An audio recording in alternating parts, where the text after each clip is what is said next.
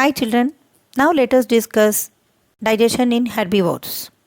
Herbivores are grass eating animals like cow, buffalo, goat, giraffe, elephant, etc., which depend on plants only for their food.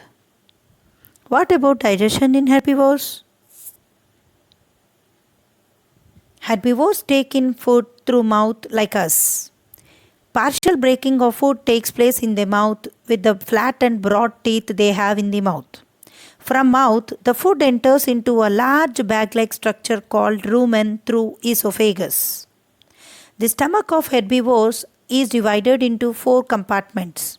They are rumen, reticulum, omasum and abomasum. When the animal takes in grass from the mouth, the grass enters into rumen. In rumen, the herbivores have symbiotic bacteria which helps in conversion of cellulose into volatile fatty acids. And these volatile fatty acids are absorbed by the walls of the rumen.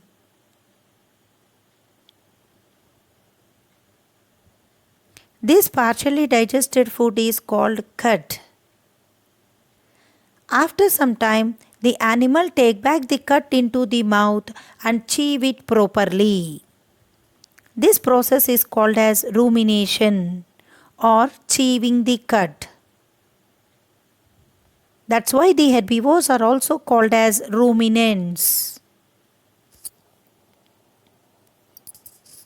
While rumination is taking place, the cud is broken into finer pieces and mixed properly with the saliva. This time the food enters into the first bag, that is reticulum. In reticulum, separation of finer pieces and bigger pieces takes place. The finer pieces enters into the next bag-like structure called omasum, whereas the bigger particles enters into rumen again. In omasum, water and nutrients are being absorbed. From omasum, the food material enters into abomasum. In abomasum, enzymes and acids act upon the food material and break it into simpler substances. From abomasum, the food enters into small intestine. The small intestine is divided into 3 parts, that is duodenum, jejunum and ileum.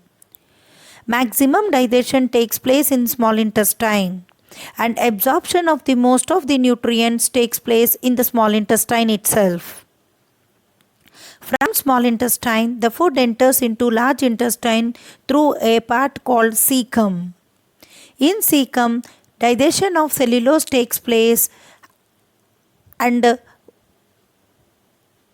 reabsorption of water takes place in large intestine and the waste material is sent out through anal opening. Thank you, children.